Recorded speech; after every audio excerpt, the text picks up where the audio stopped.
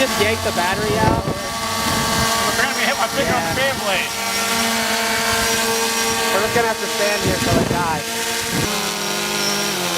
Alright. There. What in the hell happened?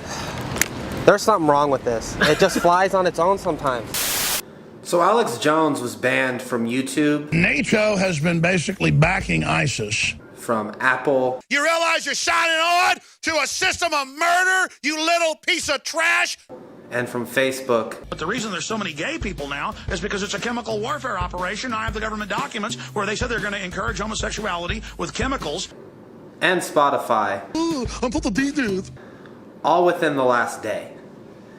And I don't know how to feel about it, because on one hand, I genuinely do believe that Alex Jones is a manifestation of Satan himself.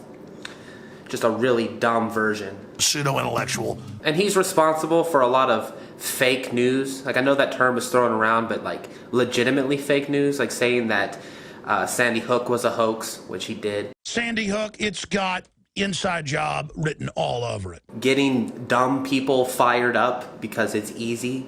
He's doxed I don't know how many people, saying that a lot of these shooting survivors were crisis actors.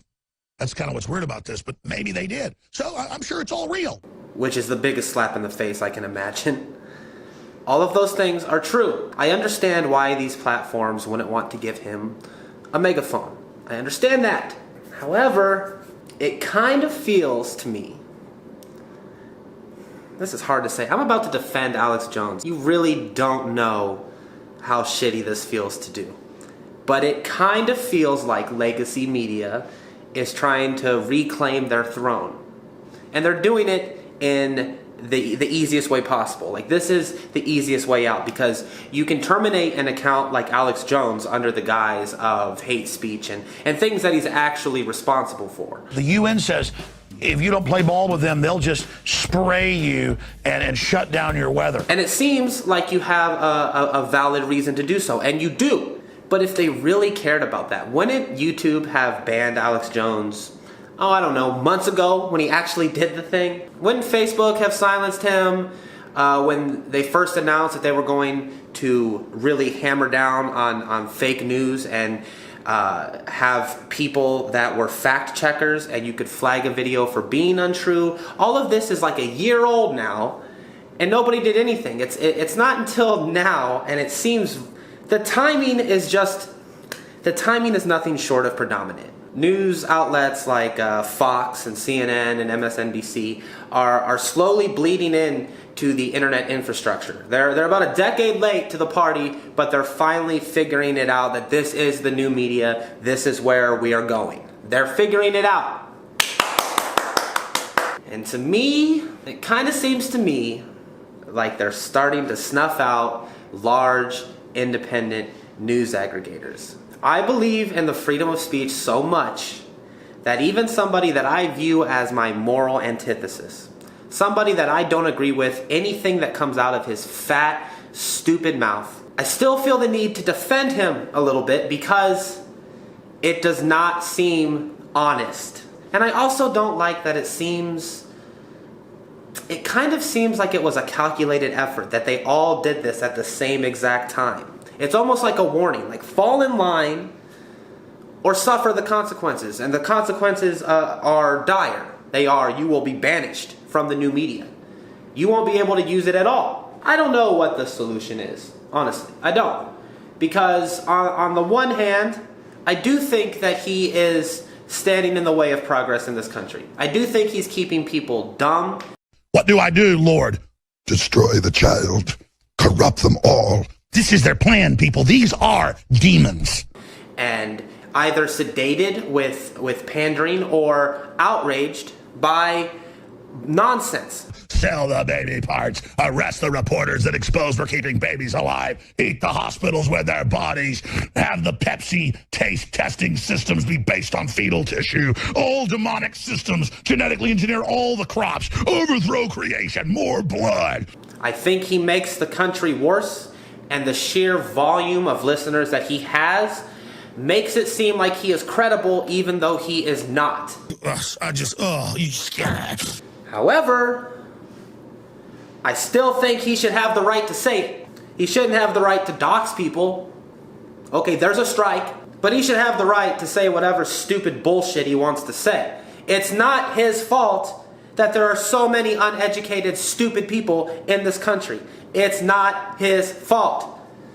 It's ours. And it's annoying because all these liberal dipshits are patting themselves on the back like, we did it! We did it! Woo! The same exact way that conservatives would do it if, say, Jimmy Kimmel had his YouTube channel suspended. I don't know why conservatives hate Jimmy Kimmel so much, but Jesus Christ, do they hate Jimmy Kimmel? Jimmy Kimmel threatening to assault Fox News because Kimmel goes, oh, you know, my son has a heart problem. He won't get health care. This system will wreck our health care. It just feels like there's nobody around that gives a shit about the real issue here. There's two issues here, and nobody's talking about either of them. The first of which being, it's so easy to fool people because they just want to hear what they want to hear, and the algorithms of these social media websites make it so that everything you want to see becomes an echo chamber. So you have these baseless ideas to begin with, and then these websites push propaganda and bullshit at you, and it justifies and reaffirms every ounce of bullshit that you believed to begin with. That is not Alex Jones' fault. That is the internet's fault. These algorithms are to fucking blame.